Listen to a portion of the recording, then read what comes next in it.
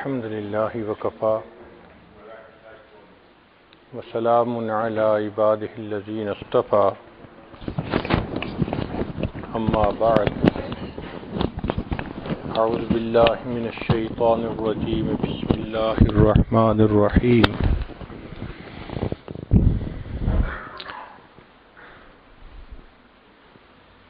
زين للناس حب الشهوات من النساء والبنين والقناطير المقنطرة من الذهب والفضة والخيل المسومة والأنعام والحرث ذلك متاع الحياة الدنيا سبحان ربك رب العزة عما يصفون وسلام على المرسلين والحمد لله رب العالمين اللهم صل على سيدنا محمد وعلى آل سيدنا محمد وبارك وسلم۔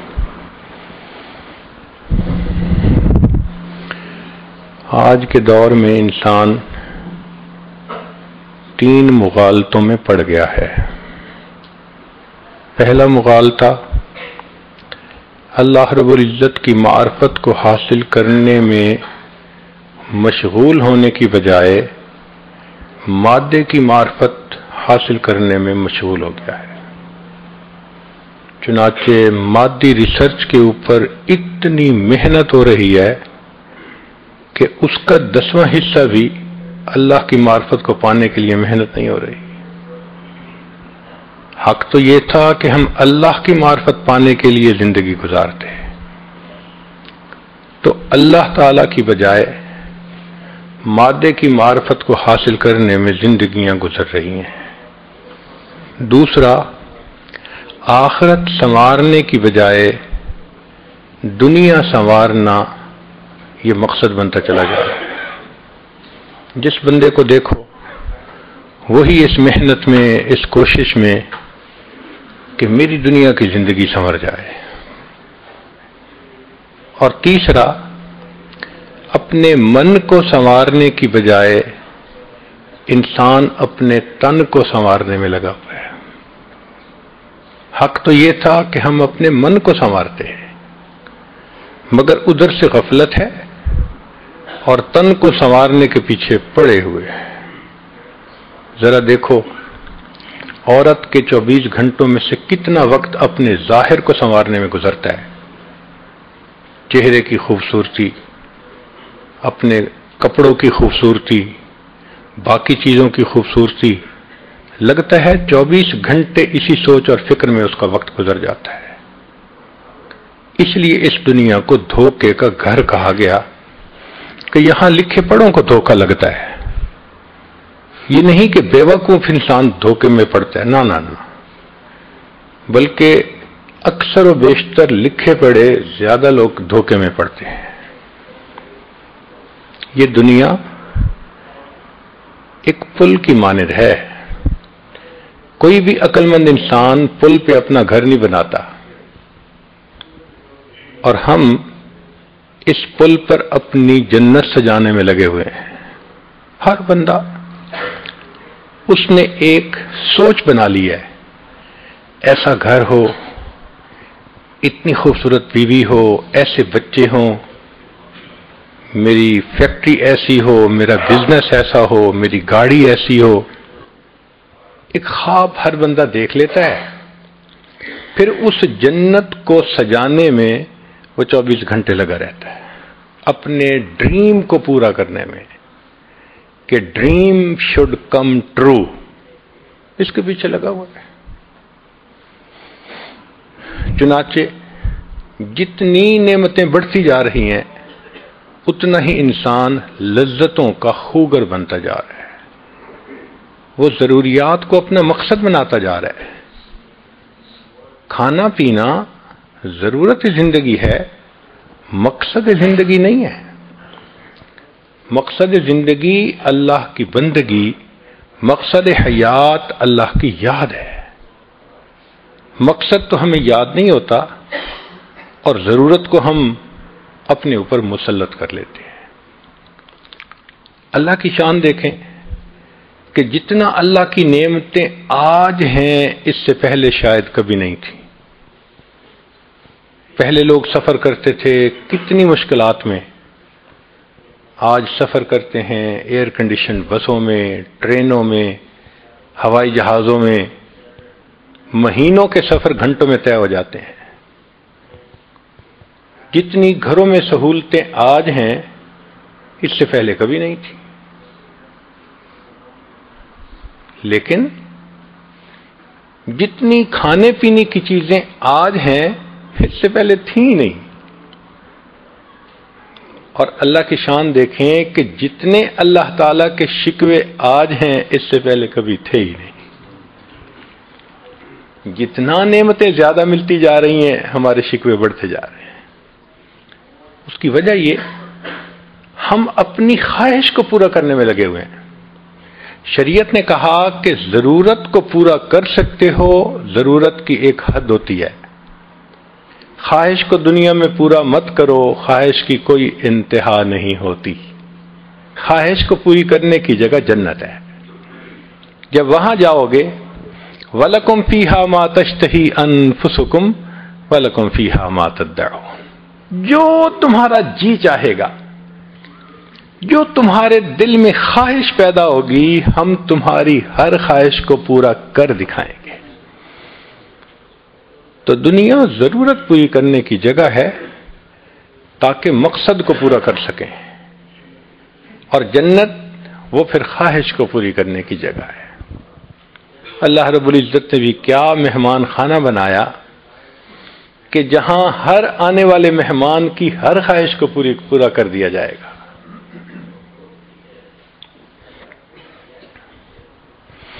آج 3 طرح کی زندگیاں نظر آتی ہیں.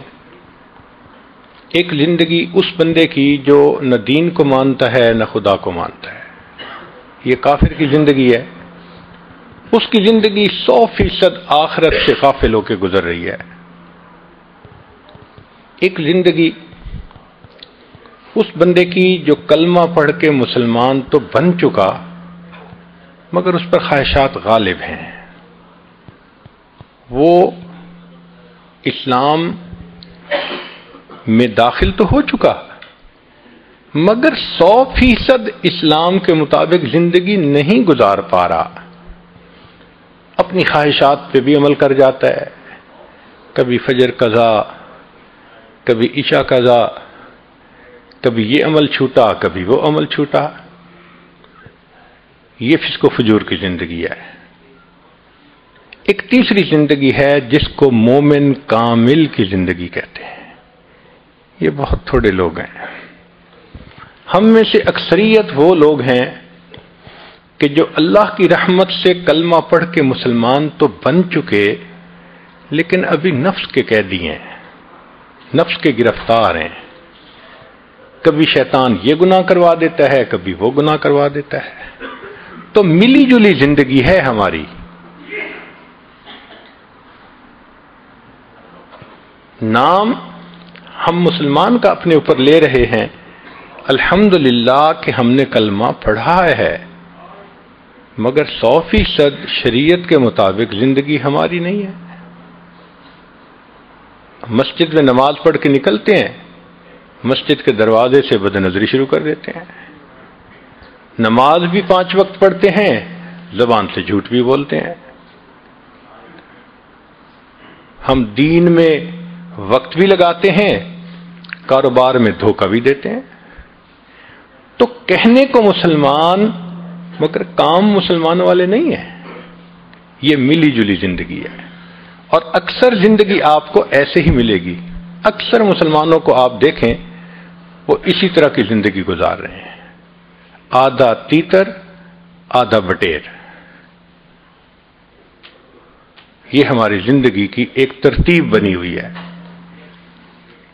چنانچہ سکرین پہ غیر محرم کو دیکھنا معمول بنا ہوا ہے بعض گھروں میں خبروں کے نام پہ. محفلیں ہوتی ہیں شادی بیاہ کی تو مرد اور عورت کی مخلوط محفلیں ہوتی ہیں، پردے کا بھی کوئی خیال نہیں ہوتا. تو ہیں بھی مسلمان الحمدللہ مگر مرضی کی زندگی ہے، شریعت والی زندگی نہیں نظر آتی۔ نتیجہ کیا ہوتا ہے کہ مسلمان ہونے کے باوجود ہم اسلام کی برکتوں سے واقف نہیں ہوتے، ہم اسلام کی برکتوں سے محروم ہوتے ہیں۔ ہمارے ایک چھوٹے بچے نے آئی پیڈ کے اوپر کوڈ لگانا سیکھ لیا، چھوٹی سی عمر تھی، اب اس کا بڑا شوق، جب آئی پیڈ ہاتھ میں آئے روز اس کا کوڈ بدل کے نیا۔ اس کی امی نے اس کو سکھایا کہ دیکھو بچے، ایک ڈیجٹ رکھنا 3 4 5 تاکہ تمہیں پتہ رہے کہ کوڈ کیا ہے۔ اس کو یاد۔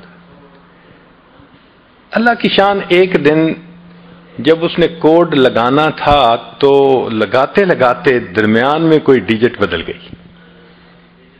اب اس نے آئی پیڈ کو کھولنا چاہا، نہ کھلا۔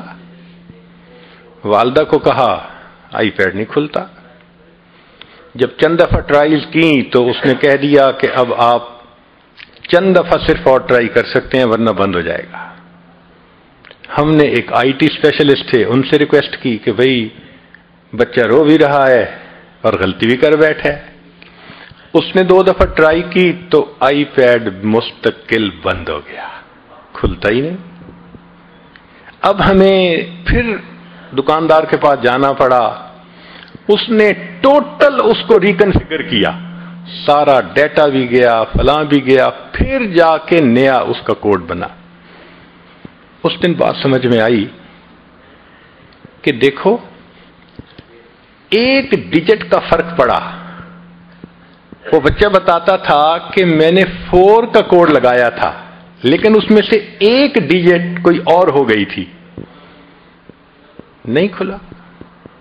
یوں ہی سمجھیں کہ ہماری زندگی میں اگر گناہوں کے 100 ڈیجٹ ہیں جو تالا بنا ہوا ہے، اب اس میں سے ہم نے 60 ڈیجٹ ٹھیک کر لیے، 70 ٹھیک کر لیے، 80 ٹھیک کر لیے، تالا تو نہیں نہ کھلے گا، تالا تو بند ہی ہے جب تک کہ سب کی سب ڈیجٹ ٹھیک نہیں ہوگی۔ شریعت نے کہا کہ جو بندہ 100% گناہوں سے بچے گا، وَلَوْ أَنَّ أَهْلَ الْقُرَىٰ آمَنُوا وَاتَّقَوْا لَفَتَحْنَا عَلَيْهِمْ بَرَكَاتٍ مِّنَ السَّمَاءِ، اگر یہ بستی دیسوں والے ایمان لاتے، تقوی اختیار کرتے، ہم آسمان سے برکتوں کے دروازے کھول دیتے۔ اب برکتوں کے دروازوں پر تو گناہوں کا کوڈ لگا ہوا ہے، جب تک ہر گناہ کو نہیں چھوڑیں گے وہ تالا نہیں کھلے گا۔ ہم خوش ہوتے ہیں اور جی ہم نے ظاہر سنت کے مطابق بنا لیا، ہم علم بھی پڑھ رہے ہیں، ہم ذکر بھی کر رہے ہیں، ہم دعوت کا کام بھی کر رہے ہیں۔ جو 1-2 چھپے ہوئے گناہ کرتے ہیں انہوں نے تو تالے کو بند کیا ہوا ہے، ابھی تالا تو نہیں کھلے گا، برکتیں تو نہیں دیکھیں گے۔ ہمیں پتہ ہی نہیں کہ مسلمان کی زندگی میں برکت کیا ہوتی ہے۔ ہاں، 100% گناہ سے توبہ کریں، پھر ہاتھ اٹھیں گے، اللہ تعالیٰ کو ہاتھ رد کرتے ہوئے لحاظ آئے گا، شرم آئے گی۔ مومن کا تو مقام ہی کچھ اور ہوتا ہے۔ تو ملی جلی کی زندگی کی وجہ سے ہم پریشان بھی ہوتے ہیں، کچھ سکون کا بھی وقت گزرتا ہے، اور یہی ہماری زندگی کی ایک ترتیب بنی ہوئی ہے۔ اب 3 منزلیں ہیں اور 3 ان کی رکاوٹیں ہیں۔ 3 منزلیں ہیں، 3 اس کی رکاوٹیں ہیں۔ کیسے رکاوٹیں؟ ایک صاحب حج کے سفر پر گئے، فرسٹ ٹائم جا رہے تھے، کبھی انہوں نے ہوائی جہاز پہ سفر نہیں کیا تھا، اور سیٹ ملی تو آخری فلائٹ میں، لاسٹ فلائٹ جو تھی، اور وہ بھی ان کو اکانومی کلاس کی بجائے فرسٹ کلاس میں ملی، تو انہوں نے سیٹ بنوا لی۔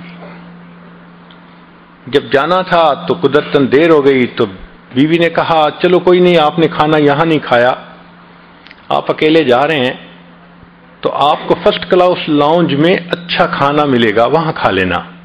اس نے کہا بہت اچھا۔ اب یہ صاحب فرسٹ کلاس لاؤنج میں پہنچ گئے. صاف ظاہر ہے وہاں تو بہت اچھا کھانا ہوتا ہے, بوفے سسٹم ہوتا ہے. اب انہوں نے جب دیکھا کہ اتنا اچھا کھانے کا سلسلہ ہے تو یہ ماشاءاللہ کھانے بیٹھ گئے.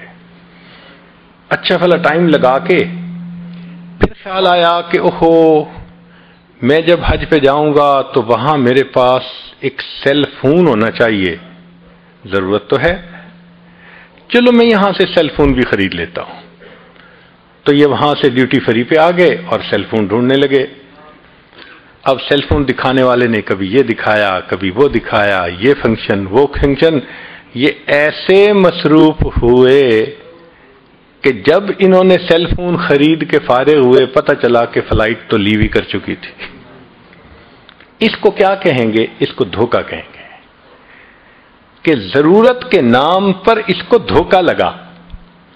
کھانا بھی ضرورت تھی, سیل فون لینا بھی ضرورت تھی, مگر ان دونوں کے پیچھے فلائٹ مس کرنا یہ تو کبھی بھی عقل مندی نہیں تھی.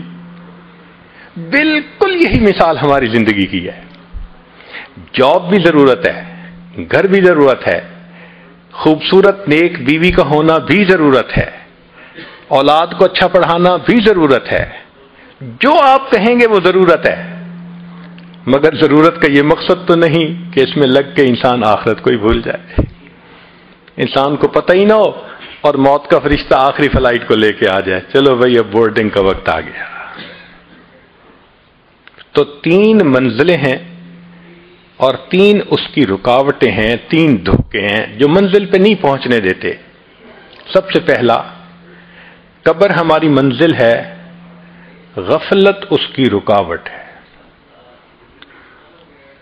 غفلت کہتے ہیں قبر یاد نہ ہونا. شریعت نے کہا کہ جو شخص موت کو زیادہ یاد کرے وہ زیادہ سمجھدار. چنانچہ انصار میں سے چند نوجوان صحابہ نبی الاسلام کی خدمت میں حاضر ہوئے, بہت خوبصورت سوال پوچھا, اے اللہ کے حبیب صلی اللہ علیہ وسلم, من اکیس الناس وحزم الناس, انسانوں میں سب سے زیادہ عقل مند اور سمجھدار کون ہے؟ نبی الاسلام نے فرمایا, اکثرہم ذکر للموت, وہ جو موت کو کثرت سے یاد کرتا ہو, وَأَكْثَرْهُمْ اسْتِعْدَادًا لِلْمَوْتِ, اور جو ان میں موت کی سب سے زیادہ تیاری کرتا ہو, اولئک الاکیاس, یہ ہیں عقل مند لوگ, ذهبوا بشرف الدنیا وکرامت الاخرہ.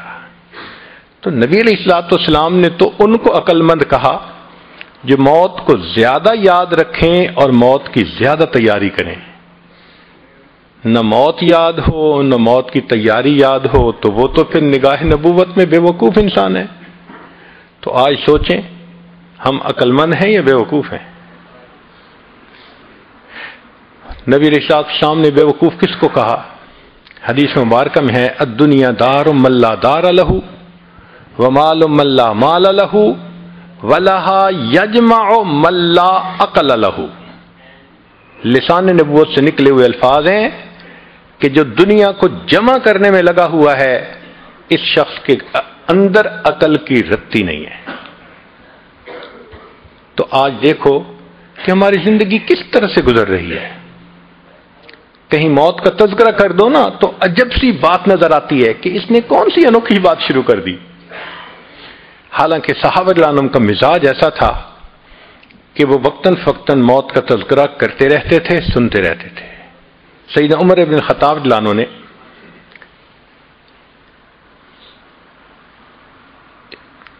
ایک شخص کے ذمہ لگایا تھا, آپ میرے ساتھ ساتھ رہنا اور موقع کی مناسبت سے موت کا تذکرہ چھیڑتے رہنا. ایک دن آپ نے اس کو کہا کہ بھائی اب آپ کسی اور قوم پہ لگ جائیں. اس نے کہا کیوں امیر المومنین, اب موت کو یاد کرنے کی ضرورت نہیں ہے؟ تو آپ نے اپنی ریش کی طرف اشارہ کر کے کہا کہ دیکھو اب اس میں جو سفید بال آ گئے یہ مجھے موت کی یاد دلانے کے لیے کافی ہے. عمر لانو نے ایک انگوٹھی بنوائی ہوئی تھی, اس کے اوپر لکھا ہوا تھا کفا بالموت واعظا, اے عمر موت ہی واعظ کافی ہے. تو موت کو یاد کرتے رہتے تھے. جنازہ جا رہا ہے, کسی صاحب نے پوچھا یہ کس کا جنازہ؟ صحابی نے کہا تیرا جنازہ. تو وہ تھوڑا سا ایمبیرسمنٹ فیل کرنے لگے کہ کیا کہا. مان لگے بھائی اگر آپ کو برا لگا تو یہ میرا جنازہ. پھر بات سمجھائی کہ اے بھائی جو فوت ہو چکا اس کی تو موت آ چکی، اب یہ تیری باری ہے یا میری باری ہے، ہمیں اپنے بارے میں سوچنا چاہیے. تو اس سے پتہ چلتا ہے کہ نبی علیہ الصلوۃ والسلام نے مزاج ہی ایسا بنا دیا تھا ان کا کہ موت ان کو ہر وقت یاد رہتی تھی. جب موت یاد رہے گی نہ انسان دھوکہ دے گا، نہ کسی کی عزت پہ حملہ کرے گا، نہ انسان کسی کا حق مارے گا. انسان ایک اچھا انسان بن کے زندگی گزارے گا. اور جب موت یاد نہیں ہوگی تو پھر انسان کوئی بھی گناہ آسانی سے کر لے گا. کب موت آئے گی کوئی نہیں جانتا. امام غزالی رحمۃ اللہ علیہ فرماتے تھے اے دوست تجھے کیا معلوم بازار میں وہ کپڑا پہنچ چکا ہو جسے تیرا کفن بننا ہے. اے دوست تجھے کیا معلوم بازار میں وہ کپڑا پہنچ چکا ہو جسے تیرا کفن بننا ہے. انسان شادی بیاہ میں مشغول ہوتا ہے اور اس کو نہیں پتہ ہوتا کہ قبر تم میں کفن کا کپڑا پہنچ چکا ہوتا ہے. اللہ اکبر کبیرہ. ایک آدمی کو دشمن نے قتل کیا اور نہر کے اندر ڈال دیا. کئی دن اس کی لاش نہر کے اندر ہی رہی تو پھول گئی. ایسی پھول گئی کہ جب اس کو نکالا گیا تو پتہ نہیں چلتا تھا کہ یہ کون ہے کون نہیں، پہچاننا مشکل تھا. یہ بھی پتہ نہیں تھا کہ کس شہر کا ہے. چنانچہ پولیس نے کاغذی کارروائی کر کے جو قریب بستی تھی اس کے عالم کو کہا کہ بھائی آخر مسلمان ہے، آپ اس کو نہلا دیں، کفنا دیں اور دفن کر دیں، ہمیں تو اس کے وارث کا کوئی پتہ نہیں. لو جی امام صاحب نے بستی والوں کو کہا کہ لوگوں نہلا تو میں دوں گا، میرے پاس کفن کے پیسے تو نہیں ہیں، تو کفن کے پیسے دو. دیہاتی علاقوں میں لوگوں کے پاس کھانے پینے کے لیے چیزیں تو ہوتی ہیں، سپینڈنگ کیپیسٹی نہیں ہوتی، کیش نہیں ہوتا. انہوں نے کہا مولانا اعلان کر دو مسجد میں. بستی میں اعلان ہوا لوگوں لاوارث نعش ہے، کفن خریدنا ہے، اس کا چندہ کرو. کوئی 5 روپے لایا، کوئی 10 روپے لایا. آدھا گھنٹہ اعلان ہوتا رہا لاوارث نعش، اور پھر جا کے پیسے پورے ہوئے تو اس کو کفن دے کے اس کا جنازہ پڑھا کے اس کو دفن کر دیا گیا. پولیس اس کی تفتیش میں تو لگی ہوئی تھی. 3 مہینے کے بعد کیس کی حقیقت کھلی تو پتہ چلا کہ وہ ایک علاقے میں ایک پورے گاؤں کا نمبردار تھا اور اس کی 4 مربع زمین تھی جس میں فروٹ کا گارڈن بنا ہوا تھا. کروڑوں پتی تھا، کروڑوں روپیہ اس کے بینک اکاؤنٹ میں تھا اور اس کے 4 جوان العمر بیٹے تھے. 4 بیٹے ہیں، کروڑوں پتی ہے، بینک میں کروڑوں روپیہ ہے، لیکن اس کو کبھی پتہ نہیں تھا جب میں مروں گا میرے کفن کے لیے آدھا گھنٹہ چندہ کیا جائے گا. وارث مان نہ کری وارثاں دا، رب بے وارثہ کر مارتا ہے. فرماتے ہیں کہ اے وارث تو اپنے وارثوں کا مان نہ کرنا، اللہ تعالیٰ کبھی کبھی بندے کو لاوارث کر کے مار دیا کرتے ہیں. کیا پتہ کس حال میں موت آئے. ایک شخص 5ویں منزل پہ کوئی کام کر رہا تھا، ونڈو میں پاؤں جو اس کا اکھڑا اور کوئی چیز ٹوٹی تو وہ نیچے سڑک پر آ کر گرا، اور میٹل روڈ تھی. مگر اللہ کی شان، نہ ہڈی ٹوٹی، کوئی فریکچر نہیں ہوا، نہ خون نکلا. ایسے لگتا تھا کسی نے اس کو کیچ کر کے زمین کے اوپر رکھ دیا. لوگ بڑے حیران. 5ویں منزل سے گرا، کوئی انجری بھی نہیں ہے، لوگ اس کو مبارکباد دینے لگے۔ تیسرے چوتھے دن اس کے 2 دوست آئے اس کو ملنے کے لیے اور کہنے لگے کہ تمہیں نئی زندگی ملی ہے، ہمیں مٹھائی کھلاؤ۔ اس نے کہا آپ بیٹھیں، یہ میرے بالکل گھر کے سامنے جو یہ مٹھائی کی دکان ہے نا، سویٹ شاپ ہے، اب بھی میں تازہ تازہ مٹھائی لے کے آتا ہوں۔ وہ بٹھا کے گھر کہا کہ تم چائے بناؤ، بیوی کو کہا میں ابھی تازہ مٹھائی لاتا ہوں۔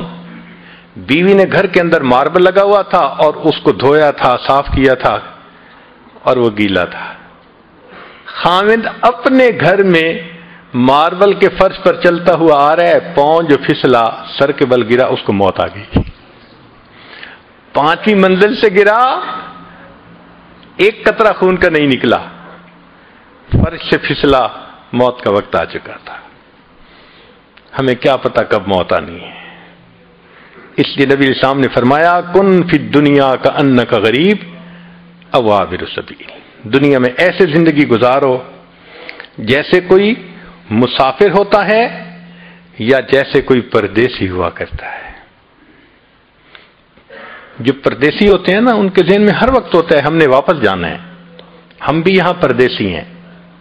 ہر وقت یہ سوچ رہنی چاہیے کہ ایک دن ہم نے واپس اپنے وطن جنت جانا ہے، مگر غفلت آ جاتی ہے، اور غفلت بھی کیسی کہ بندے کو مرنا یاد ہی نہیں ہوتا۔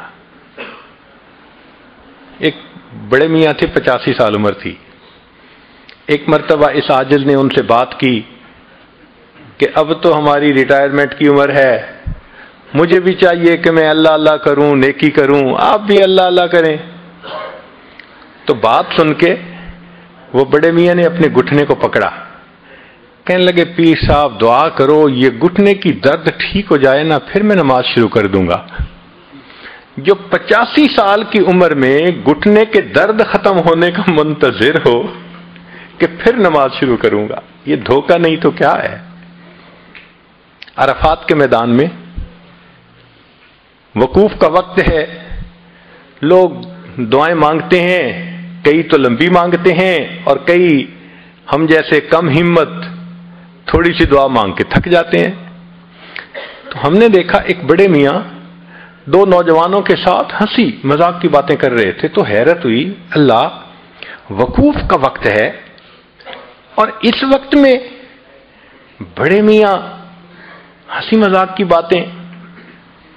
تو میرا دل چاہا کہ میں ان کو تھوڑا یاد دہانی کرواؤں، اور جب سنا تو ماشاءاللہ وہ نوجوانوں سے شادی کی باتیں کر رہے تھے، ٹاپک بھی یہ اور وقوف عرفات کا وقت۔ تو میں نے پوچھا بڑے میاں کیا حال ہے؟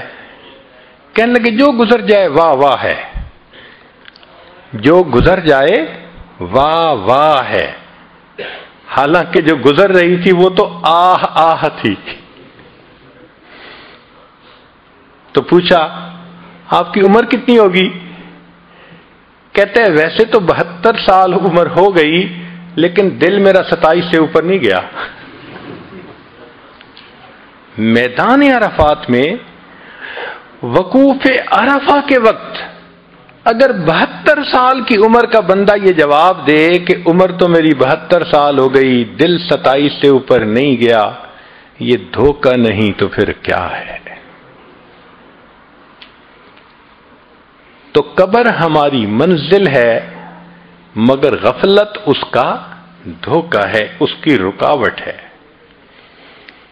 نتیجہ کیا ہوتا ہے کہ ہم ہر کام اپنا ٹھیک کرنے کے عادی ہوتے ہیں، دفتر کا کام، بزنس کا کام، گھر کا کام۔ اگر کوئی رہ جاتا ہے تو وہ آخرت کا کام رہ جاتا ہے۔ نماز قضا ہو گئی، فجر میں آنکھ نہیں کھلتی، ذرا دیر سے سوتے ہیں، آج دعوت پہ چلے گئے اس لیے فجر نہیں ہو سکی، ان چیزوں میں لگ کے فجر نماز قضا ہو جانا یہ تو بہت بڑی الارمنگ کنڈیشن ہے۔ تو 3 منزلوں کی 3 رکاوٹیں، پہلی منزل قبر اور غفلت اس کی رکاوٹ ہے۔ دوسرا،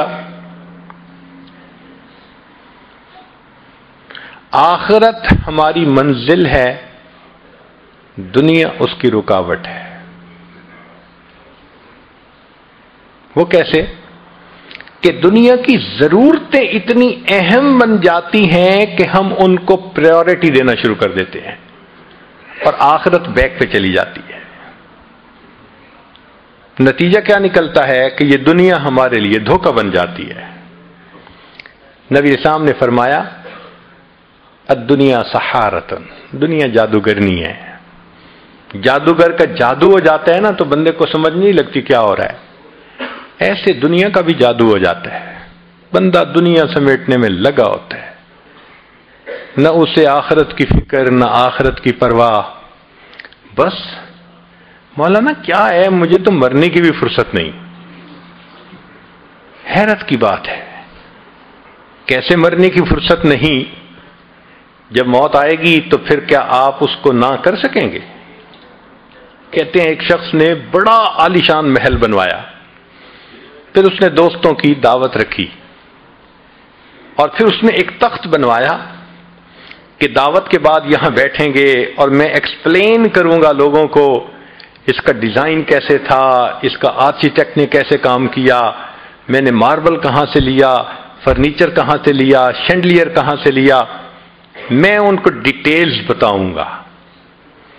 جب محفل عروج پر تھی اور وہ اپنی بلڈنگ کے بارے میں سب کچھ بتا رہا تھا، دروازے پہ دستک ہوئی۔ حضرت شیخ الحدیث رحمۃ اللہ فرماتے ہیں کہ اس کا نوکر گیا دیکھنے کے لیے تو ایک بڑے میاں کھڑے تھے، تو نوکر نے غصہ کیا، بڑے میاں آپ کو دروازہ کھٹکھٹانا نہیں آتا؟ اس نے کہا جاؤ اپنے مالک کو جا کر کہو کہ ملک الموت آئے ہیں۔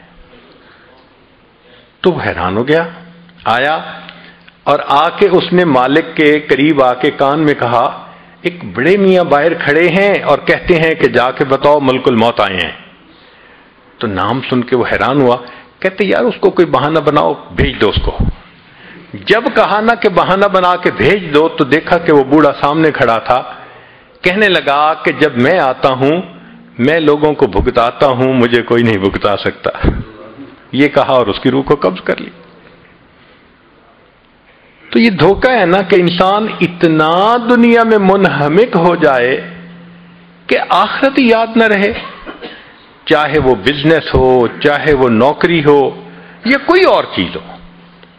اچھا، آج ہم اپنی زندگی کا جائزہ لیتے ہیں کہ ہم آج کیسے زندگی گزار رہے ہیں۔ ہے تو یہ بڑی پرسنل سی بات، لیکن ہم ذرا دیکھتے ہیں کہ آج عمومی طور پہ ہماری زندگی کا سکیجول کیا ہے۔ ہر بندے نے کوئی نہ کوئی روزانہ کا ٹارگٹ رکھا ہوتا ہے۔ مثلا بزنس مین جاتا ہے نا تو کہہ دیتا ہے بھئی آج کا سیل ٹارگٹ اتنا ہے، آج کے دن میں ہم نے اتنی سیل کرنی ہے۔ فیکٹری والا جاتا ہے اور جا کے اپنے جنرل مینیجر کو بتا دیتا ہے آج کی پروڈکشن کا ٹارگٹ اتنا ہے۔ تو ٹارگٹ ہوتا ہے جس کو وہ اچیو کرتے ہیں پھر تینوں شفٹوں میں ہمت کر کے۔ جو نوکری پیشہ ہوتا ہے وہ جاتا ہے اور اس کا ٹارگٹ ہوتا ہے کہ آج میں نے اپنے ٹیبل پہ جتنی ڈاک ہے نا سب ختم کر دینی ہے، سب بیک لاگ نکال دینا ہے۔ یہ ٹارگٹ ہوتا ہے اس کا دن کا۔ عورت کے گھر ٹارگٹ ہوتا ہے آج میں نے نا گھر کی اچھی سیٹنگ کر دینی ہے، صاف کر دینا ہے، چنانچہ اس کا بھی روزانہ کا ایک ٹارگٹ ہوتا ہے۔ ہم دن کے 8 گھنٹے 10 گھنٹے دکان میں، بزنس میں، نوکری میں لگا کے پھر گھروں کو واپس آتے ہیں، تو دن کا میجر پارٹ جو شروع کا ہے وہ تو گزر چکا ہوتا ہے۔ اب ایوننگ شروع ہو گئی۔ ایوننگ میں دیکھیے پھر ہمارا کیا معاملہ۔ جو ذرا عمر کے بڑے ہیں وہ خبروں کے نام پہ ٹی وی دیکھیں گے کہ جی ذرا میں نیوز دیکھ رہا ہوں۔ نوجوان ہیں انٹرنیٹ پہ بیٹھ جائیں گے، انٹر انٹو دی نیٹ، وہ گھر جائیں گے کسی جال میں۔ عورتیں ہیں فرصت ہوئی تو وہ فون کر رہی ہیں اپنی فرینڈ کو، اپنی بہن کو، اپنے فلاں کو، اور بتا رہی ہیں کہ آج کیا ہوا، خامد نے کیا کہا، بچے نے کیا کیا. اس کے اوپر مصروف. جو چھوٹے چھوٹے بچے ہیں وہ کھیلوں میں مصروف ہو جائیں گے، چاہے وہ فزیکل کھیلیں ورنہ تو آئی پیڈ ہی لے کے بیٹھ جائیں گے. ہم نے بعض بچوں کو دیکھا 4 سے 5 گھنٹے آئی پیڈ پہ بیٹھے رہتے ہیں. یوں ہماری ایوننگ کا ٹائم گزر جاتا ہے. اب رات آتی ہے تو رات کو بعض ملکوں میں تو میاں بیوی کھانا کھا کے سو جاتے ہیں، اور بعض جگہوں پہ دوستوں کی دعوت ہوتی ہے، ڈائن آؤٹ کرنے کا شوق ہوتا ہے. آج ادھر کھانا کھائیں گے، کل ادھر کھانا کھائیں گے. کبھی خود کھانا کھانے جا رہے ہیں رشتہ داروں کے گھر، کبھی رشتہ دار ان کے گھر کھانا کھا رہے ہیں. نتیجہ کیا ہوتا ہے؟ آدھی رات گزر جاتی ہے. اب آدھی رات گزر گئی تو تھک ہار کے سوئے، فجر میں آنکھ ہی نہیں کھلتی. پھر اٹھے اور پھر ناشتہ کیا اور بھاگم بھاگ پھر وہی روٹین. پوچھنے کا سوال یہ ہے کہ پروڈکشن ٹارگٹ بھی تھا، سیل ٹارگٹ بھی تھا، ڈاک نکالنے کا بھی ٹارگٹ تھا، عورت نے گھر کو صاف رکھنا یہ بھی ٹارگٹ تھا. ان 24 گھنٹوں میں کوئی ہمارا عبادت کا بھی ٹارگٹ تھا؟ ہم نے یہ عہد کیا تھا آج ہم ایک پارہ بھی پڑھیں گے، اتنا درود شریف پڑھیں گے، اتنا استغفار کریں گے، اتنا مراقبہ کریں گے، اتنی تہجد پڑھیں گے، لمبی دعا مانگیں گے. ٹارگٹ ہی نہیں بنا ہوا تھا. اب بتائیں کہ جس زندگی میں عبادت کا کوئی ٹارگٹ ہی نہیں تو وہ غفلت نہیں تو پھر اور کیا ہے؟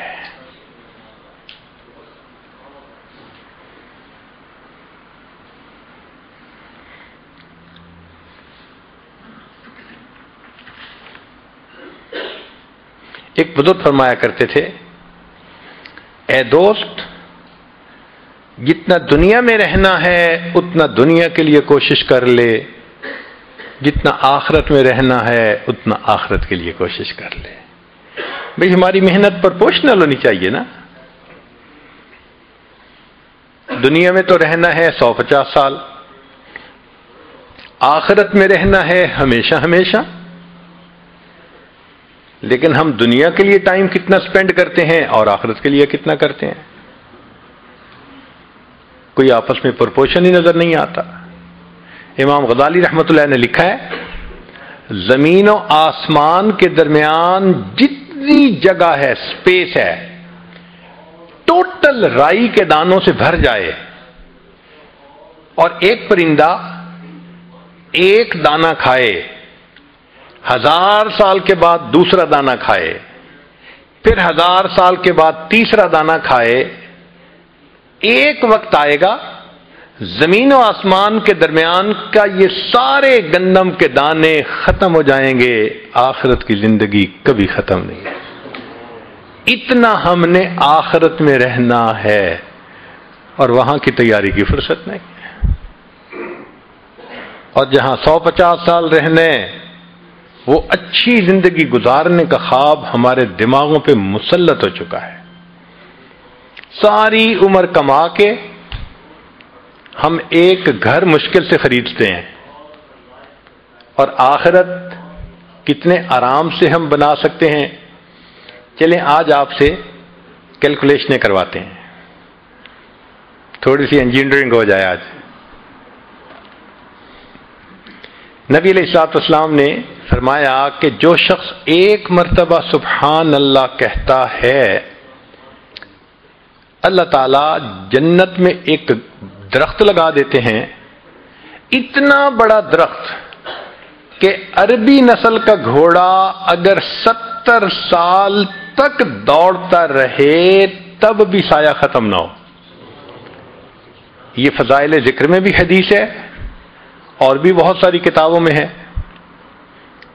ایک دن ہمیں خیال آیا کہ ہم تھوڑا اس کی انجینئرنگ کرتے ہیں، تو ہم نے بیٹھ بیٹھ کے موٹی موٹی کیلکولیشنز کی. چیتا جو ہوتا ہے نا، چیتا یہ 90 کلومیٹر کی سپیڈ پہ بھاگتا ہے. جو لائن ہوتا ہے وہ 65 to 70 تک چلا جاتا ہے, اور جو گھوڑا ہے وہ 60 مائلز پر آور تک بھی جاتا ہے. ہم اس کو 50 لگا لیتے ہیں تاکہ کیلکولیشنیں آسان ہو جائیں. تو اگر 50 میل فی گھنٹہ کی رفتار سے عربی نسل کا گھوڑا دوڑے, اس کا مطلب عام گھوڑا نہیں, اسپیشل ریکارڈ قائم کرنے والے گھوڑے, تو ہم 50 کلومیٹر ہی لگا لیتے ہیں. تو 50 میل کی رفتار سے دوڑے تو 24 گھنٹے میں وہ 1200 میل کا فاصلہ طے کر سکتا ہے. 50 ضرب 24, سمپل سی کیلکولیشن ہے کہ 1200 میل ایک دن میں اس نے کر لیا, اور ایک مہینے میں 12 تیے 36, 36,000 مائلز اس نے کر لیے. اب ایک مہینے میں اگر 36,000 میل کیے تو سنیے, ہماری زمین کا جو گھیر ہے, سرکمفرنس ہے, وہ 24,000 کلومیٹر ہے, مائل ہے, اور زمین 1,000 میل فی گھنٹہ کی رفتار سے گھوم رہی ہے. اس لیے 24 گھنٹے میں ہمارا دن رات کا سائیکل مکمل ہو جاتا ہے. تو اگر 24,000 میل زمین کا گھیر ہے تو یہاں تو 36,000 کر لیا. اس کا مطلب کہ وہ گھوڑا ایک دن میں, ایک مہینے میں 1.5 زمین کے برابر ایریا کور کر سکتا ہے. اچھا, 1.5 زمین ایک مہینے میں, تو ایک سال میں 18 زمینیں. ایک سال میں 18 زمینیں تو 70 سال میں 18 ضرب 70 تو تقریباً 1260 زمینیں بنی.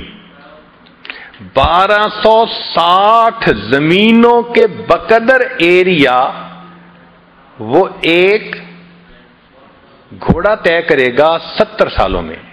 1260 زمینیں. اچھا, مزے کی بات سنیں کہ اگر ایک دفعہ سبحان اللہ حرم میں کہے تو شریعت کہتی ہے کہ 1 لاکھ کا ثواب. تو 1260 ضرب 1 لاکھ, 126 ملین زمینیں. ایک مرتبہ سبحان اللہ کہنے پر اللہ آخرت میں اتنی بڑی جنت دیتے ہیں کہ وہ 126 ملین زمینوں کے برابر ہے. سوچئے ہم اپنا کتنا بڑا نقصان کر رہے ہیں. نبی علیہ السلام نے فرمایا ہر انسان کی, جو مسلمان کی جو زمین آخرت میں ہے وہ پلین زمین ہے. اس کی جتنی عبادت ہوگی اتنا اس کو اللہ تعالیٰ بنائیں گے اور سجائیں گے. چنانچہ حدیث پاک میں آتا ہے, ایک بندے کا گھر بن رہا ہوتا ہے سونے چاندی کی اینٹوں سے, اور مشک کے اس کے سیمنٹ لگ رہا ہوتا ہے. فرشتے کام بند کر دیتے ہیں. دوسرے فرشتے پوچھتے ہیں آپ نے کام کیوں بند کیا؟ وہ کہتے ہیں بندے نے عبادت کرنی چھوڑ دی, ہمارے پاس را میٹیریل ختم ہو گیا, ہم نے بھی کام بند کر دیا ہے. دوبارہ پھر بندہ عبادت شروع کرتا ہے, پھر مکان بننے لگ جاتا ہے. اب اگر ہماری عبادت پر وہ را میٹیریل پہنچنا ہے, ہم کتنا را میٹیریل بھیجتے ہیں؟ جس کا گھر بن رہا ہوتا ہے تو وہ تو را میٹیریل کی کمی نہیں ہونے دیتا, ہمیں یاد ہی نہیں ہوتا. اللہ اکبر کبیرہ. ساری عمر کما کے تو 3 کمروں کا گھر نہیں خرید سکتے. یہ تو دنیا کی زندگی ہے. اور یہاں چند بار سبحان اللہ پڑھو, اللہ تعالیٰ ملین زمینوں کے برابر جنت کا ٹکڑا عطا فرما دیتے ہیں. تو آخرت منزل ہے اور دنیا کی مصروفیتیں اس کی رکاوٹ ہیں.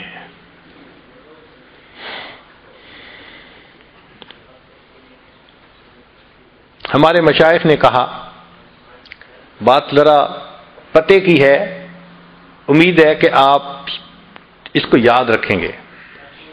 فرمایا دنیا کام کی جگہ, دنیا کام کی جگہ, قبر آرام کی جگہ, اور جنت انعام ملنے کی جگہ. دنیا کام کی جگہ، قبر آرام کی جگہ، اور جنت انعام ملنے کی جگہ۔ جو بچہ محنت کرتا ہے اسی کو انعام ملتا ہے۔ ہم دنیا میں محنت کریں گے آخرت کی تو پھر آخرت میں انعام پائیں گے، اور اگر دنیا ہی میں ہم نے دل لگائے رکھا اور آخرت یاد ہی نہ رہی اور دنیا کی محبت لے کے چلے گئے تو پھر پتہ ہے آخرت میں ہوگا کیا؟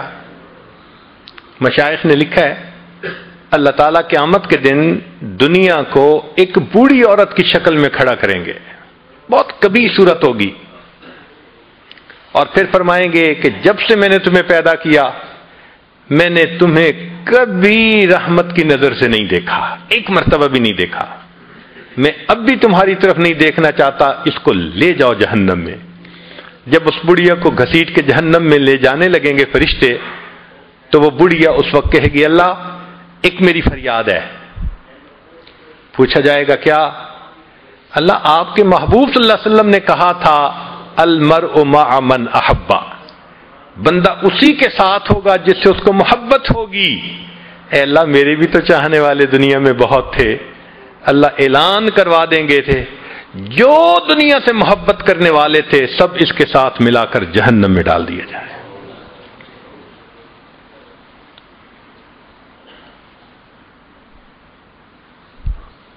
تو قبر ہماری منزل ہے، غفلت اس کی رکاوٹ ہے۔ آخرت ہماری منزل ہے اور دنیا اس کی رکاوٹ ہے۔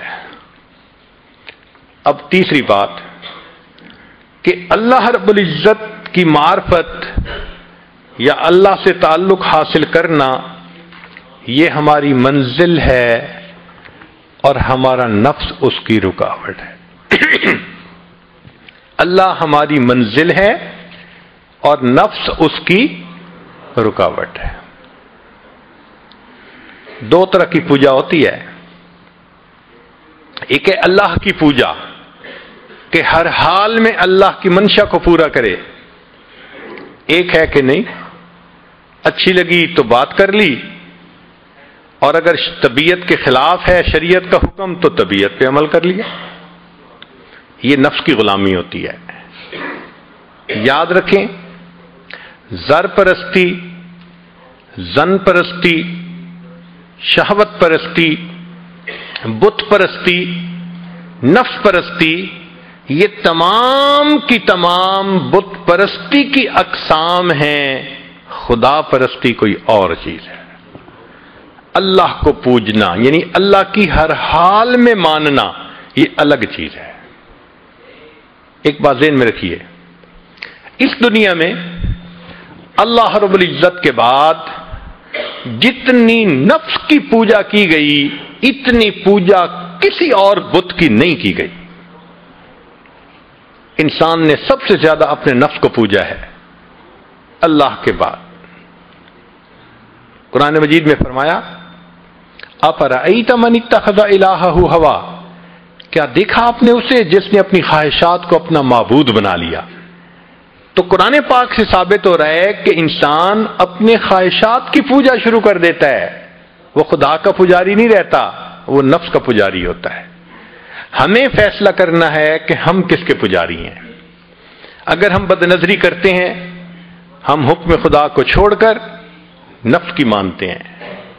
اگر انٹرنیٹ پہ بیٹھ کے غیر عورتوں کو دیکھتے ہیں ہم اللہ کی نہیں مانتے، ہم نفس کی مانتے ہیں۔ اگر ہم موقع آنے پہ جھوٹ بول دیتے ہیں خدا کی نہیں مانتے، نفس کی مانتے ہیں۔ اگر ہم اپنے مسلمان بھائی کو دھوکہ دے دیتے ہیں ہم خدا کی نہیں مان رہے، ہم نفس کی مانتے ہیں۔ تو ہمارا معبود پھر خدا نہ رہا، ہمارا معبود تو نفس بن گیا۔ گو زبان سے ہم کہیں کہ اللہ ہمارا معبود ہے مگر اللہ کے دفتروں میں تو ہم نفس کے پجاری ہیں۔ دیکھنا تو یہ ہے کہ اللہ کے دفتر میں کیا لکھا گیا۔ چنانچہ عزیز بسطامی رحمۃ اللہ فرماتے ہیں کہ میں نے خواب میں اللہ تعالیٰ کا دیدار کیا تو میں نے کہا اے اللہ میں آپ تک آنا چاہتا ہوں۔ فرمایا دع نفسک وتعال، اچھا اپنے نفس کو چھوڑ دو تم میرے تک پہنچ جاؤ گے. تو بائزید بسطامی رحمۃ اللہ کہا کرتے تھے جنت 2 قدم ہے، جنت 2 قدم ہے. اپنی محفل میں فرماتے تھے جنت 2 قدم ہے. کسی نے کہا حضرت کیا مانا جنت 2 قدم ہے؟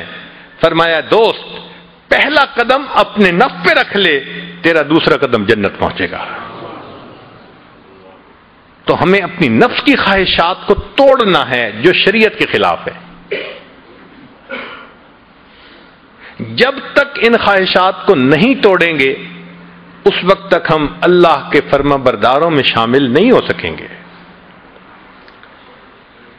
چنانچہ آج کے دور میں غیر محرم کا فتنہ یہ تمام فتنوں سے بڑھ گیا ہے، ٹاپ پہ ہے. عورت کے دل میں شیطان ڈالتا ہے کہ بن سنور کے نکلو.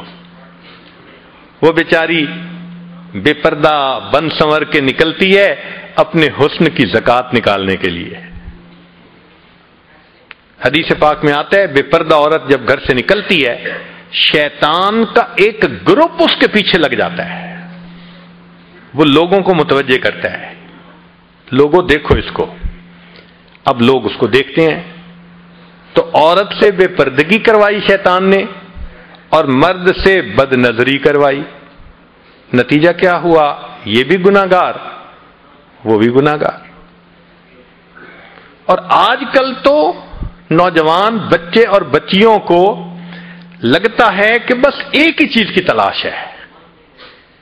ایک وقت تھا جب نوجوان آپس میں ایک دوسرے سے عہد کرتے تھے اتنی تہجد پڑھا کریں گے، اتنا روزہ رکھیں گے، اتنی تلاوت کریں گے، اس میں مقابلہ ہوتا تھا. آج تو یا انٹرنیٹ ہے یا فیس بک ہے، اسی کے اوپر وقت گزرتا جا رہا ہے.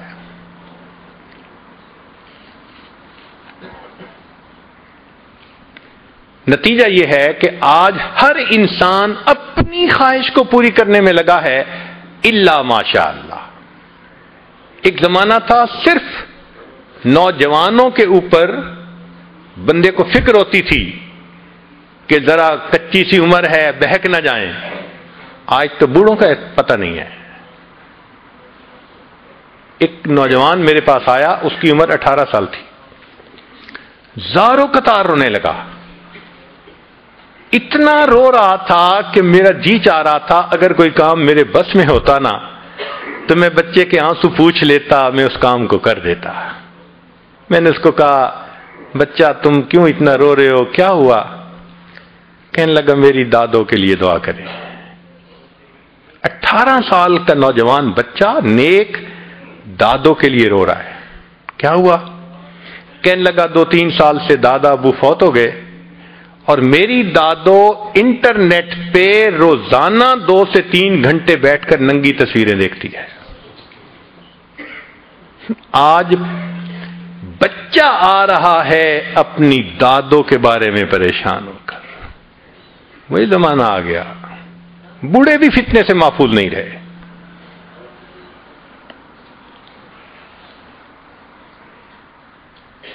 تو اللہ رب العزت ہماری منزل ہے اور اس کی رکاوٹ نفس ہے. ہم نفس کے پجاری ہیں یا نہیں؟ ایک کوئک کوسچن اپنے دل میں تھوڑی دیر کے لیے یہ سوچئے، ہم سیل فون کا غلط استعمال کرتے ہیں یا نہیں؟ ہم انٹرنیٹ کا غلط استعمال کرتے ہیں یا نہیں؟ اسی وقت ہمارا من جواب دے دے گا تم پکی بات ہے تم نفس کے غلام ہو. اگر غیر محرم کے میسیجز کا انتظار، اگر انٹرنیٹ پہ انہی کے ساتھ تعلق، اس کا مطلب یہ کہ پھر ہم اپنے نفس کی پوجا میں لگے ہوئے ہیں. تو اللہ رب العزت ہماری منزل ہے، نفس اس کی رکاوٹ ہے. اس لیے فرمایا کہ قرب قیامت میں خلوت کے گناہ بڑھ جائیں گے. جتنا کوئی تنہا ہوتا ہے آج اتنا وہ گناہ میں ملوث زیادہ ہوتا ہے. ایک زمانہ تھا جتنا خلوت میں ہوتے تھے اتنا اللہ کی یاد میں زیادہ ہوتا تھا. آج جتنا خلوت میں ہے اتنا گناہ زیادہ. اور جن بچوں کی ادھر ادھر انوالومنٹ ہو جاتی ہے، وہ تو ایک نظر میں بندہ فگر آؤٹ کر لیتا ہے، گھر والوں کے ساتھ مل کے کھانا بھی نہیں کھائیں گے، ان کو کھانا بھی نہیں کھانا، ان کو یہاں بھی نہیں جانا ماں باپ کے ساتھ مل کر، آپ دیکھیں گے وہ یہی کہیں گے کہ بس ہمیں ہمارے حال پہ چھوڑ دو۔ اس کا مطلب ہے some thing is seriously wrong some where. نبی علیہ السلام نے ارشاد فرمایا قرب قیامت میں لوگ اپنی بیویوں سے زنا کریں گے۔ ہم نے حدیث پاک پڑھی تو ہمیں سمجھ نہیں آئی، ہم نے اپنے استاد سے پوچھا کہ استاد جی یہ کیا معنی ہے کہ اپنی بیویوں سے زنا کریں گے؟ تو انہوں نے فرمایا ہاں، اس کی کئی صورتیں ہیں۔ ایک صورت تو اس کی یہ ہے کہ مرد یا عورت کوئی کفریہ بول دے اور نکاح ٹوٹ جائے اور ان کو اس کا پتہ ہی نہیں کہ نکاح ٹوٹا یا نہیں۔ اور واقعی آج تو کفریہ کلمات کا علم ہی نہیں لوگوں کے پاس، بہت سینسٹیو مسئلہ ہے یہ۔ مالا بدہ من میں فارسی کی کتاب ہے، ہم مفتی صاحب سے پڑھ رہے تھے، تو جب انہوں نے کلمات کفر پڑھائے تو ہماری آنکھیں کھل گئیں۔ اس میں حضرت مفتی کفایت اللہ رحمۃ اللہ علیہ نے لکھا ہے، نہ مفتی قاضی ثناء اللہ پانی پتی رحمۃ اللہ علیہ نے لکھا ہے کہ اگر دو بندے گفتگو کر رہے تھے، ایک نے کہا کہ یہ تو شریعت کی بات ہے اور اگلے نے جواب دیا رکھ پرے شریعت کو فقد کفر، وہ آدمی کافر ہو گیا۔ شریعت کے بارے میں ایسی بات کہہ دینا کہ رکھ پرے شریعت کو، ایمان کہاں بچتا ہے؟ سوچئے۔ تو ہمیں چاہیے کہ ہم علماء سے پوچھیں کہ بھئی کلمات کفر کون کون سے ہیں، یہ نہ ہو کہ کہیں ایسے جملے ہم بولیں۔ کئی جملے تو بہت کامن ہیں، مثلا علماء نے لکھا ہے کہ کسی نے کہا کہ کہاں رہتے ہو؟ دوسرے نے کہا فلاں جگہ رہتا ہوں۔ او خدا دے پچھاوڑے، خدا کے پچھاوڑے یعنی خدا کے پیچھے رہتے ہو، فقد کفر، ایسا بندہ کہنے والا کافر ہو جاتا ہے۔ تو ان کا علم حاصل کرنا ضروری کہ کہیں ہم تو اپنی گفتگو میں کوئی ایسی بات نہیں کہہ جاتے، اور اگر نکاح ٹوٹ گیا تو پھر اپنے ذہن میں میاں بیوی رہ رہے ہیں اور زنا کا گناہ لکھا جا رہا ہے۔ تو فرمایا کہ مرد قرب قیامت میں اپنی بیویوں سے زنا کریں گے۔ ایک صورت تو یہ ہے، یہ کفریہ کلمہ بیوی بولے تو بھی نکاح ٹوٹا، خامد بولے تو بھی نکاح ٹوٹا۔ اور دوسری صورت ایک دوسرے کے ساتھ آرگومنٹس، اور یہ تو ہر گھر کی آج بات نظر آتی ہے۔ جس گھر میں دیکھو الا ماشاء اللہ وہی حال ہے۔ جب شادی ہوئی میں بولتا تھا، بیوی سنتی تھی۔ اس نے کہا پھر؟ کہتے پھر بچے ہو گئے، پھر بیوی بولتی تھی میں سنتا تھا۔ اس نے کہا پھر؟ کہتے پھر ہم دونوں بوڑھے ہو گئے، ہم دونوں بولتے تھے، محلے والے سنتے تھے۔ تو بڑھاپے میں آرگومنٹس اور زیادہ۔ اب ان آرگومنٹس میں ہوتا کیا ہے کہ مرد کی زبان سے کنائے میں طلاق نکل جاتی ہے۔ کنایا کہتے ہیں کہ لفظ تو طلاق کا نہیں بولا، لیکن بات ایسی کر دی کہ جس کا مفہوم طلاق والا ہوتا ہے، اس کو کنائے میں طلاق کہتے ہیں۔ اب یہ گناہ بہت زیادہ ہے کہ غصے میں کہہ دیتے ہیں چلی جا، مجھے تیری کوئی ضرورت نہیں آج کے بعد۔ اس قسم کے الفاظ کہ جس کا نتیجہ یہ نکلے کہ تو میری بیوی نہیں ہے، اس کو کنایا کہتے ہیں۔ اب اس کے مسئلے بھی سیکھنے چاہیے۔ بھائی نکاح کیا ہے تو کیسے ٹوٹ سکتا ہے، یہ مسئلے بھی تو آنے چاہیے نا۔ یہ کہاں لکھا ہوا ہے کہ آپ ٹیکس کے سب مسائل جانتے ہیں، بزنس کے سب کوڈز جانتے ہیں، فلاں کا سب نالج آپ نے حاصل کیا ہوا ہے، اور ایک مومن نکاح کر لیتا ہے اور اس کو نکاح طلاق کا پتہ ہی نہیں ہوتا؟ یہ کہاں کا انصاف ہے؟ شریعت کہتی ہے علم حاصل کرو، ایسا نہ ہو کہ کنارے میں طلاق ہو جائے، ہمیں پتہ بھی نہ ہو اور میاں بیوی مل کے رہ رہے۔ اور آج تو یہ معاملہ ہے کہ زبان سے طلاق کہہ دیتے ہیں، ہو بھی جاتی ہے، پتہ بھی ہے دونوں کو، مگر بدنامی ہو جائے گی، پھر ایک دوسرے کے ساتھ رہ رہے ہوتے ہیں۔ چنانچہ ہمیں ایسے لوگ ملے، 5 وقت کا نمازی، تہجد پڑھنے والا، سب نیکی کرنے والا۔ خود اس نے مجھے کہا کہ آج سے 8 سال پہلے میں نے اپنی بیوی کو طلاق دے دی تھی غصے میں، ویسے میں نے غصے میں دی تھی۔ میں نے کہا کبھی کسی نے بیوی کو خوش ہو کے طلاق دی؟ دیتا تو غصے میں ہی ہے نا، یہ کیا بات ہوئی کہ غصے میں دی تھی؟ بھئی طلاق تو ہو گئی۔ اور جی پھر بعد میں ہم نے سوچا وہ بھی نیک ہے، میں بھی نیک ہوں، بدنامی ہو جائے گی، بچے خراب ہو جائیں گے، تو بس پھر ہم نے پھر اکٹھا رہنا شروع کر دیا۔ نہ رشتہ داروں کو پتا، نہ علماء سے پوچھا، پھر میاں بیوی اکٹھا رہ رہے ہیں، ایک گھر ایک کمرے میں۔ اب بتائیں زنا ہو رہا ہے کہ نہیں ہو رہا؟ قربان جائیں اس سچے نبی صلی اللہ علیہ وسلم کی مبارک زبان پر 1400 سال پہلے وارن کر دیا تھا کہ قرب قیامت میں لوگ اپنی بیویوں سے زنا کریں گے۔ آج اس بات کی ضرورت ہے ہم دین کو پڑھیں، دین کو سمجھیں، دین کو سیکھیں، تاکہ اپنی زندگی شریعت کے مطابق گزار سکیں۔ اور یہ ایسا گناہ ہے زنا، اللہ اکبر، کہ قرآن مجید میں اس کے لیے فرمایا خالدین وَيَخْلُدُ فِيهِ مُحَانَا، خالدین فیہا کا لفظ آیا تو مفسرین نے اس پر نقطہ لکھا کہ کافر ہمیشہ ہمیشہ جہنم میں رہیں گے، مومن مسلمان خطا کار کے لیے خالدین کا لفظ؟ تو مفسرین نے اس کا جواب دیا جی ہاں، یہ آپس میں انوالو تھے نا، تو کہتے تھے ہم کبھی ایک دوسرے کو نہیں چھوڑیں گے، ہم کبھی نہیں چھوڑیں گے ایک دوسرے کو۔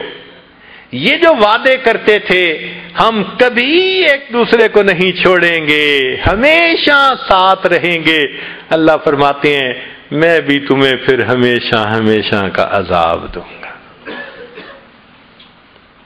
ایک حدیث پاک میں ہے قیامت کے دن اللہ تعالیٰ کے سامنے بوڑھا زانی آئے گا، اللہ تعالیٰ اس کے چہرے کی طرف نہیں دیکھیں گے۔ ایک روایت میں ہے قیامت کے دن بے پردہ جو ننگے سر پھرنے والی عورت ہوگی وہ اللہ کے سامنے کھڑی کی جائے گی، اللہ تعالیٰ اس کی طرف نہیں دیکھیں گے۔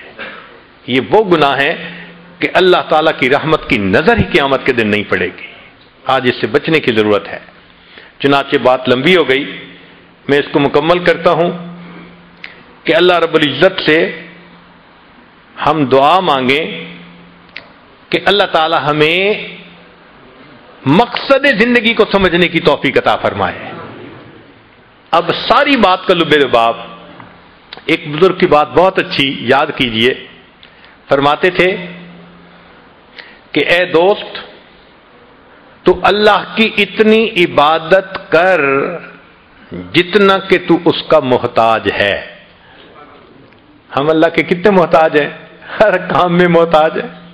تو فرماتے تھے کہ تم اللہ کی اتنی عبادت کرو کہ جتنا تم اس کے محتاج ہو، اور دوسری بات کہی اتنا گناہ کرو جتنا عذاب سہنے کی تم میں طاقت ہے۔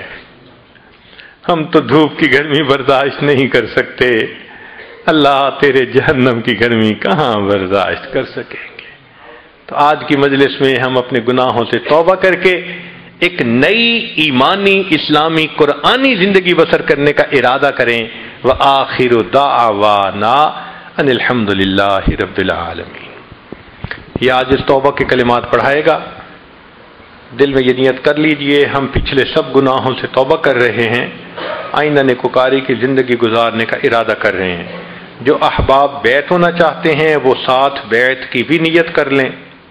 اگر عورتیں دور آواز سن رہی ہیں تو وہ بھی ان کلمات کو پڑھ کے اس عمل میں شریک ہو سکتی ہیں۔ الحمدللہ وکفا وسلام علی عبادہ الذین اصطفیٰ، اما بعد۔ یہ کلمات سچے دل کے ساتھ پڑھیے۔ بسم اللہ الرحمن الرحیم۔ لا الہ الا اللہ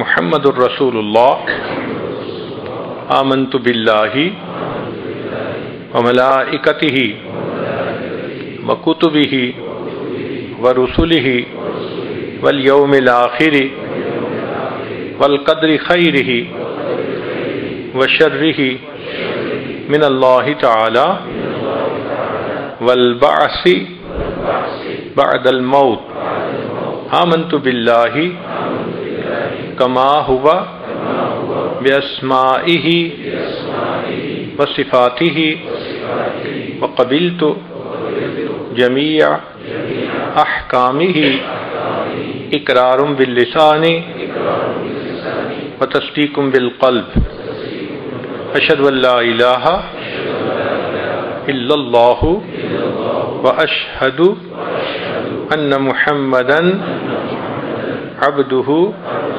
ورسولہ استغفر اللہ ربی من کل ذنب واتوب الیہ برحمتک یا ارحم الراحمین۔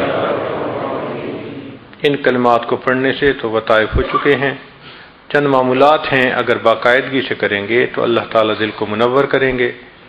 100 مرتبہ استغفار پڑھنا صبح و شام، 100 مرتبہ درود شریف پڑھنا، روزانہ قرآن مجید کی تلاوت کرنا، چلتے پھرتے لیٹے بیٹھے دل میں اللہ کو یاد کرنا، اور روزانہ ذکر قلبی یعنی مراقبہ کرنا۔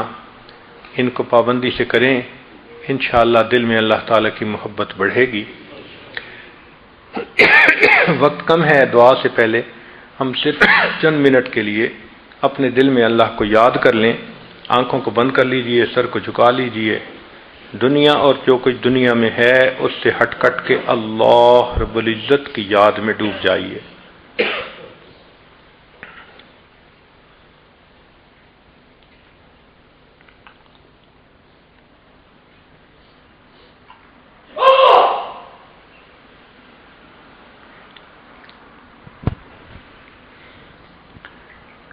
دل مغموم کو مسرور کر دے،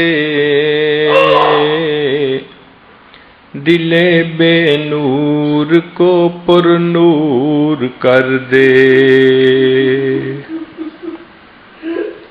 فروزاں دل میں شمع طور کر دے، یہ گوشہ نور سے معمور کر دے، ہے میری گھات میں خود نفس میرا، خدایا اس کو بے مقدور کر دے، میرا ظاہر سنور جائے الہی، میرے باطن کی ظلمت دور کر دے، مئے وحدت پلا مخمور کر دے،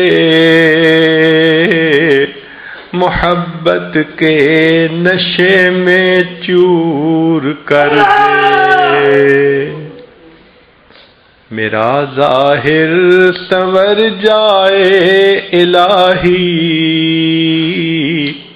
میرے باطن کی ظلمت دور کر دے، مئے وحدت پلا مخمور کر دے، محبت کے نشے میں چور کر دے۔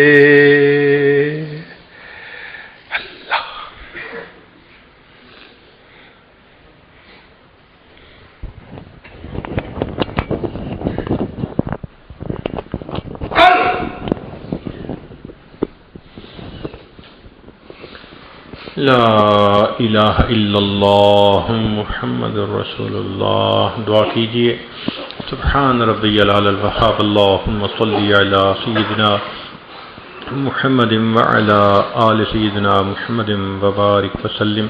اے کریم آقا، ہم آپ کے عاجز مسکین بندے ہیں، ہمارے گناہوں کو معاف فرما، خطاؤں سے درگزر فرما، عیبوں کی پردہ پوشی فرما، اللہ ہماری نگاہوں کو پاک فرما، دلوں کو صاف فرما، سینوں کو اپنی محبت سے لبریز فرما، اپنے عشق کی آتش ہمارے سینوں میں پیدا فرما۔ اے مالک، جو گناہ دن میں کیے معاف فرما، جو راتوں میں کیے معاف فرما، جو محفل میں کیے معاف فرما، جو تنہائیوں میں کیے معاف فرما، جو گناہ یاد ہیں وہ بھی معاف فرما، جو کر کے بھول گئے وہ گناہ بھی معاف فرما، جو ارادے سے کیے وہ گناہ بھی معاف فرما، جو بن ارادے کے ہوئے وہ بھی معاف فرما۔ لا ہمارے حال پر رحمت کی نظر فرما۔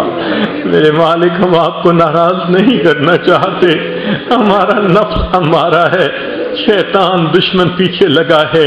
اللہ ہمارے نفس کو مطمئنہ بنا دیجئے، شیطان بدبخت سے پیچھا چھڑا دیجئے، ہمیں پیشانی کے بالوں سے پکڑ کر نیکی کے رستے پہ چلا دیجئے۔ میرے مولا، بچہ چلتے چلتے تھک جاتا ہے، باپ کو کہتے ہیں ابو اٹھا لے، باپ خود بھی تھکا ہوا ہو پھر بھی بچے کو اٹھا لیتا ہے، نہ نہیں کرتا۔ میرے مولا، ہم اپنے نفس سے لڑتے لڑتے تھک گئے، اللہ آپ کی مدد چاہیے۔ اے اللہ رحمت فرما دیجئے، اے اللہ رحمت کر دیجئے، اے اللہ ہمارے نفس کو مطمئن بنا دیجئے۔ میرے مولا، ہماری توبہ قبول فرما دیجئے، اے اللہ ہمیں نیکی کی زندگی عطا فرما دیجئے۔ اللہ مقامی دوستوں نے جس محبت کے ساتھ بلایا اس کے بدلے ان کو اپنی سچی محبت نصیب فرما۔ اے اللہ جو بھی پریشانیاں ہیں اپنی رحمت سے دور فرما، بے اولادوں کو نیک اولاد عطا فرما، جو صاحب اولاد ان کی اولادوں کو نیکوکار بنا، فرما بردار بنا، ماں باپ کی آنکھوں کی ٹھنڈک بنا۔ جن گھروں میں جوان بچے بچیاں موجود ہیں اللہ ان بچوں کے مستقبل کو روشن فرما، ماں باپ کے لیے فرض ادا کرنے آسان فرما۔ ہماری ان دعاؤں کو اپنی رحمت سے قبول فرما۔ اللہ بار بار اپنے گھر کا دیدار عطا فرما، اپنے حبیب صلی اللہ علیہ وسلم کے در کی حاضری نصیب فرما۔ میرے مولا، رحمتوں کا معاملہ فرما، خیر کا معاملہ فرما۔ اللہ ہمیں ضائع ہونے سے محفوظ فرما۔ اللہ ہم آپ کی نگاہوں سے گرنا نہیں چاہتے، کوئی کام ایسا نہیں کرنا چاہتے کہ آپ کی نظروں سے گر جائیں۔ اللہ ہماری حفاظت فرما لیجئے۔ اللہ ہمارے ہاتھ گناہ کے لیے بڑھنا چاہیں، بڑھتے ہاتھوں کو واپس کر دیجئے، قدم اٹھنا چاہیں اٹھتے قدموں کو واپس لوٹا دیجئے، گناہوں کی ذلت سے ہمیں بچا لیجئے، طاعات کی عزت عطا فرما دیجئے۔ اللہ ہماری ان دعاؤں کو اپنی رحمت سے قبول فرما۔ صلی اللہ تعالی علی حبیبہ سیدنا محمد و آلہ و اصحابہ اجمعین برحمتک یا ارحم الراحمین۔